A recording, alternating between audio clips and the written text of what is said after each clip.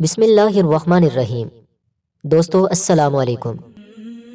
بنی اسرائیل کا ایک شخص جس نے 99 قتل کیے تھے، ایک راہب یعنی عیسائی عبادت گزار تارک الدنیا کے پاس پہنچا اور پوچھا کہ کیا میرے جیسے مجرم کے لیے کوئی توبہ کی گنجائش ہے؟ راہب نے اسے مایوس کر دیا تو اس نے راہب کو بھی قتل کر ڈالا۔ یوں 100 قتل پورے ہو گئے، مگر پھر نادم ہو کر توبہ کا طریقہ لوگوں سے پوچھتا پھرا۔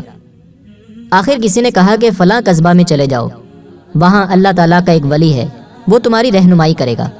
چنانچہ وہ اس کی طرف چل دیا، مگر راستے میں بیمار ہو گیا۔ جب قریب المرگ ہوا تو اس نے اپنا سینہ اس قصبہ کی طرف کر دیا اور فوت ہو گیا۔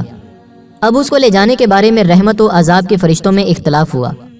اللہ تعالیٰ نے میت اور قصبہ کے درمیان والے حصہ زمین کو سمٹ کر میت کے قریب ہو جانے کا حکم فرمایا، اور جدھر سے وہ چلا تھا اور جہاں پہنچ کر فوت ہوا تھا اس درمیانی فاصلے کو مزید طویل ہو جانے کا حکم فرمایا۔